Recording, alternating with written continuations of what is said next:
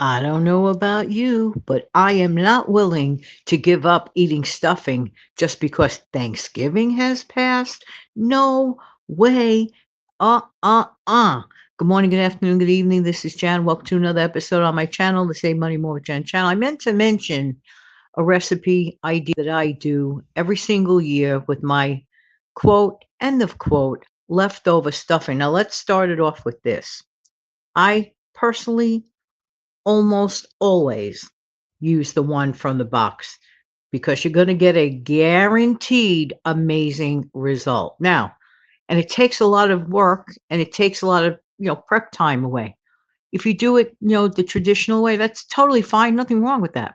But I'm sharing an idea that has worked for me. So, two things. One, if you buy a couple of those boxes and put them in your stockpile for any time of the year, you can recreate a Thanksgiving or holiday feel or a special meal feeling any time of the year on the cheap. I've seen those boxes as low as 79 cents. Now is the time to get the deal because when they go away, that price goes away in certain areas in certain stores, like, for example, where I am. So I know how it works around here. But let's start off by using one box of the box stuffing mix. Follow the package directions, okay? Now, I would like to remind anyone one of my favorite pans. I know this sounds like a silly thing about talking about pans. One of my favorite size pans happens to be 8 by 8. 8 by 8s are great. 9 by 9s are great. I just love 8 by 8s. I don't know. I just love that. I don't know, squareness of it and size of it. So, what I like to do is make that stuffing mix, but I go a step further. And this works very well with leftover stuffing. Okay. You grease your 8 by 8, you preheat your oven to 350, and in a mixing bowl. Now, this is for the folks who, like myself, loves cranberry sauce. If you don't care for cranberry sauce, then just have regular stuffing, but do it in an 8 by 8. And then you could cut them up into like whatever you like, 9 squares or smaller portions, 12 squares. And the reason for the being able to cut them up like that, spread it evenly in the pan, is that everybody gets their fair share of stuffing. Because if you leave stuffing just out on its own, who gets some people like overtly zealous with their stuffing eating and they take so much of it and they're not really realizing, maybe somebody else wants some. Just saying. But the squares way is a great way. It looks good as a presentation and it's just easier to distribute, in my opinion. All right, there you go. Perfect for leftovers. So I take a little bit, I start small, and I mix my cranberry sauce. I actually fold it into the prepared stuffing. You're going to prepare it first, and I put some little spots here and there of the cranberry sauce. Why do I do that? You would not believe how good that tastes when it bakes right into the stuffing mix. It's really quite good. Then you could hold the other half a can. I'm working with a can. Everything here is like semi homemade, okay? It, I mean, the other thing about the homemade part is some suggestions about how to do it. But when you fold in some little bits, as much or as little as you like, don't go overboard and don't spread the cranberry sauce on top of it. Keep it folded when you lay it out in the pan. Keep it You fold it and then you put it in the pan. But don't take an independent layer of cranberry sauce and put it on the top because then it might caramelize too much and burn. That's the last thing you want to happen, right? So, like, keep it hiding in the safety of the stuffing mix, if you will. Now, some people worry about it drying out. Good point. Good point. So, if you see or feel in your heart and your mind's eye that might need a few drops of water before you enter it into your oven, then go for it. That's all. Just that simple. And here's one of my other tips that works.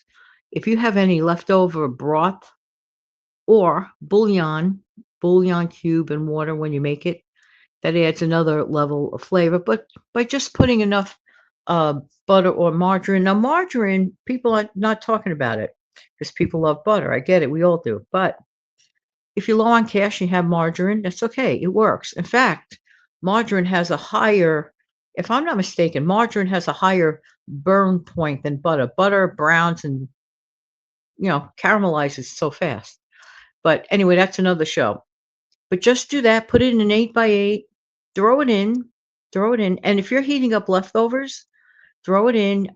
If you're concerned, cover it with foil, okay? And maybe at the last 5 minutes, take off the foil if you like, and if not, you just keep it covered in the foil, and you can reheat your other leftovers in your pans or whatever. Perfect. Then it comes out, and you could do this all year long. And I recommend that if anybody is an easy to make stuffing person that loves it any time of the year, go for it. Go for it. Go for it now at the great price. So if you could still find it, I'm going to probably have that as a side on my Christmas menu with some, traditional ham or turkey or whatever. I love those seasonal holiday meals because it makes everything feel so holiday-ish, right? But if you try it like that by infiltrating and folding in some cranberry sauce in the mixture itself and then baking it, it is really, in my opinion, it is really, really quite yummy. Yummy, yummy, yummy for the tummy, tummy, tummy. And if there are nights, I've mentioned this in the past, I happen to enjoy open-faced turkey sandwiches. Reminds me of the old days in the diner. And easily you can make that on any night, even without the stuffing on the side, and even without the cranberry sauce on the side.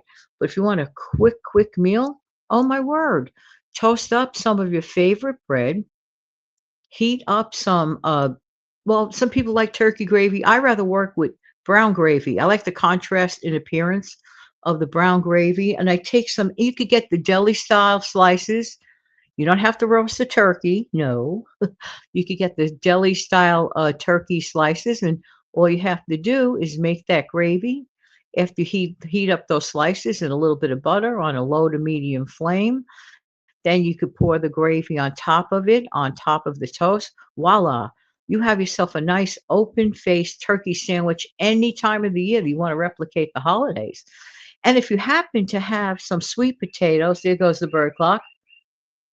And if you happen to have some sweet potatoes, the real ones, you could boil up some fresh ones, or you could throw the style that's already done up like a French fry, except it's called sweet potato fry. You could heat them up quickly in your air fryer, like for 9 minutes for a bunch of them. And you got yourself Thanksgiving, reminiscent Thanksgiving on the fly. So inexpensive, so delicious. And if you happen to have some cranberry sauce, you know where I'm going with this, right? You could do some of that stuffing if you happen to have all the ingredients anytime, even on a Sunday in the middle of February. There you go. All right, everybody, have an amazing, fantastic day. Thank you so very much for being here. And as always, I truly appreciate what? Every single one of you. Thank you.